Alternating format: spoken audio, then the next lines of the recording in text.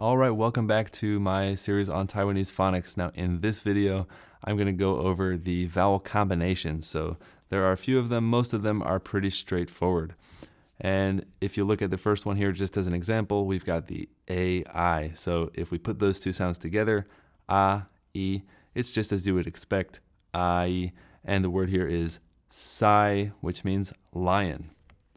Next up, A-U, A-U, put it together, ow, and the word here is sao, in a word like khuh-khuh-sàu, which means to have a coughing fit, like khuh-khuh-sàu.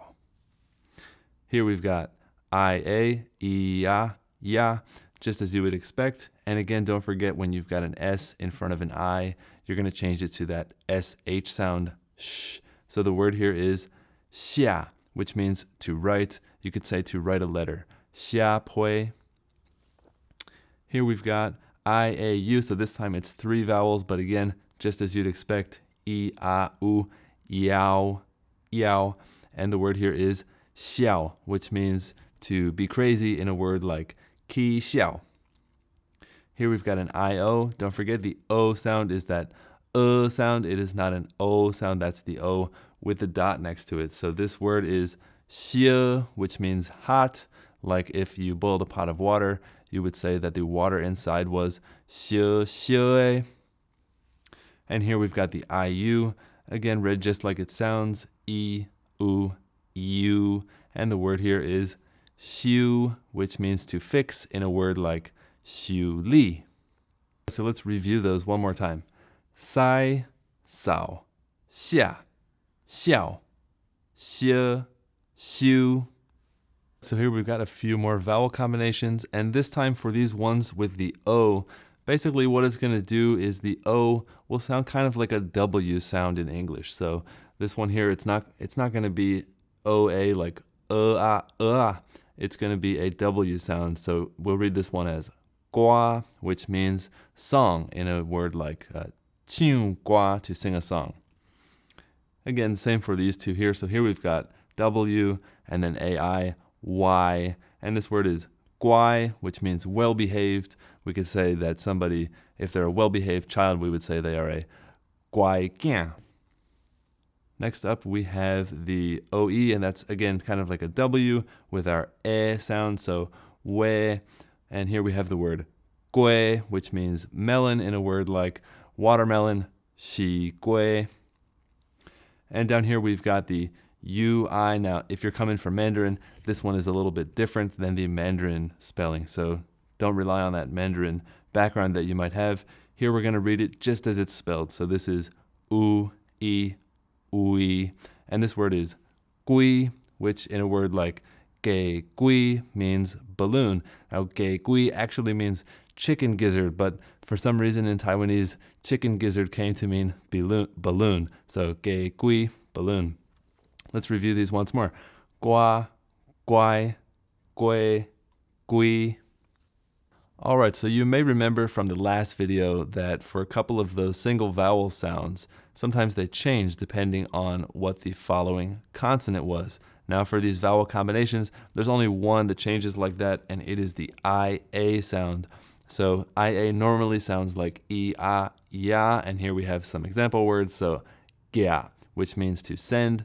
So we learned to write a letter was siá-phoe.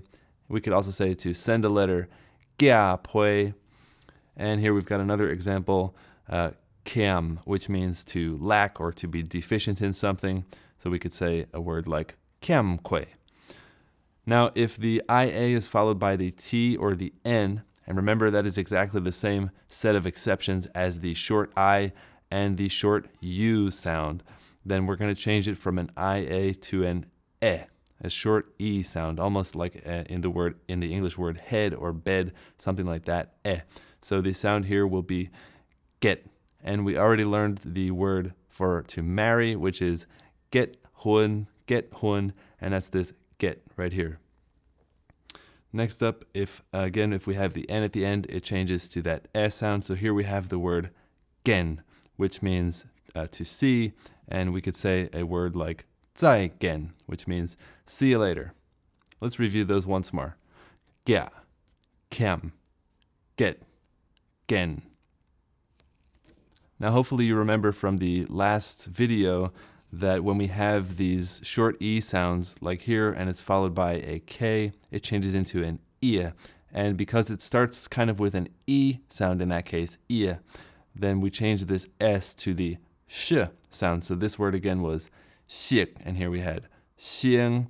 Now with the IA, we're going to do the same thing, but sort of in reverse. So if we have one of those CH, S, or J sounds, and we have the IA, then we're going to change it back into the other sound, into the opposite one. So let's read through these. Here we have the CHI sounds like J, sounds like J and jump or G and George, Jia, and that means here.